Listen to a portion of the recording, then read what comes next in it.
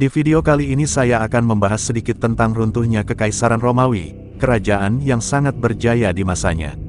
Dari wafatnya pemimpin terbaik mereka yaitu Marcus Aurelius sampai terpecahnya kerajaan Romawi.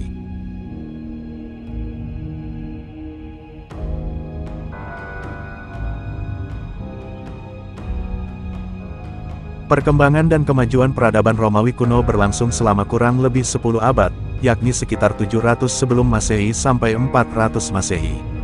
Dalam kurun waktu 10 abad tersebut, peradaban Romawi kuno dibagi menjadi 3 zaman, yaitu zaman Kerajaan Romawi, zaman Republik Romawi, dan zaman Kekaisaran Romawi.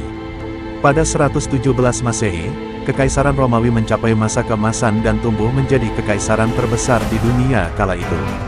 Bahkan populasinya mencapai 20% dari total populasi dunia dengan wilayah seluas 5 juta persegi. Namun, sejak akhir abad kedua Masehi, Kekaisaran Romawi mulai menunjukkan tanda-tanda kemunduran hingga akhirnya runtuh pada 476 Masehi. Tanda-tanda kemunduran Kekaisaran Romawi dapat dirasakan semenjak wafatnya Marcus Aurelius pada 180 Masehi.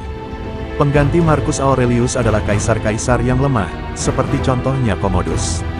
Pada masa pemerintahannya, sering terjadi kekacauan, korupsi, dan pertumpahan darah. Commodus pun akhirnya terbunuh dalam huru-hara yang dilakukan oleh pihak militer.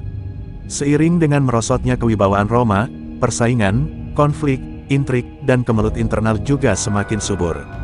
Diocletianus, kaisar Romawi yang berkuasa antara 284 sampai 305 Masehi, berusaha untuk mengatasi sejumlah kemunduran supaya kekaisarannya tidak runtuh. Akan tetapi, upayanya untuk membangkitkan Kekaisaran Romawi juga tidak berhasil. Selain konflik internal, salah satu penyebab keruntuhan Kekaisaran Romawi adalah pecahnya kekaisaran menjadi dua. Pada masa pemerintahan Theodosius, Kekaisaran Roma dibagi menjadi dua bagian, yaitu Roma Barat dengan ibu kota di Roma dan Roma Timur dengan ibu kota di Konstantinopel. Pembagian ini didasari oleh serangkaian ancaman suku barbar yang selama puluhan tahun telah mengganggu stabilitas negara. Akan tetapi, pada kenyataannya pembagian wilayah ini justru mendorong keruntuhan Kekaisaran Romawi. Segera setelah kematian Theodosius, kekacauan terjadi dan berbagai provinsi Roma penuh dengan kekuasaan bangsa asing. Pemerintahan Roma di Barat mengalami keruntuhan pada 476 Masehi, usai dikalahkan oleh orang-orang barbar.